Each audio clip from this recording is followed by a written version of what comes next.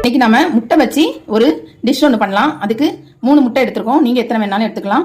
இதுக்கு கொஞ்சமா சால்ட் சேர்த்துக்கலாம். இதை நல்லா மிக்ஸ் பண்ணிடலாம். இட்லி பாத்திரம் எடுத்துக்கோங்க. அதுல துருவன கேரட் வச்சு இந்த மாதிரி கேப் விட்டுருங்க. கேப் இருக்கு இல்லையா, அதுல நம்ம கொஞ்சம் கொஞ்சம் எக்கு சேர்த்துடலாம். இதுல ஒரு எக்கு இந்த மாதிரி சேர்த்துடலாம். நம்ம வேக வச்சு எடுத்துடலாம். இப்போ நம்ம எல்லாமே இட்லி பாத்திரத்துல இருந்து எடுத்து வச்சுட்டோம். அடுத்து என்ன செய்யணும் அப்படிங்கிறத நம்ம பார்த்துடலாம். எண்ணெய் காஞ்சிருச்சு, கடுகு சேர்த்துக்கலாம்.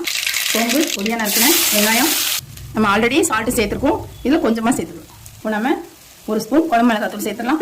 கருவேப்பிலை, 2 பச்சை மிளகாய். இது நல்லா ஃப்ரை பண்ணலாம். நல்லா இப்போ ஃப்ரை ஆகிடுச்சு. இப்போ இதில் நம்ம எடுத்து வச்சுருந்தோம் இல்லையா, அந்த கேரட் இதில் சேர்த்துக்கலாம்.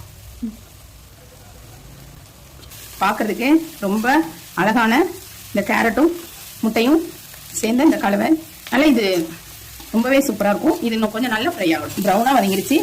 சூப்பரான கேரட் முட்டை ரெடி.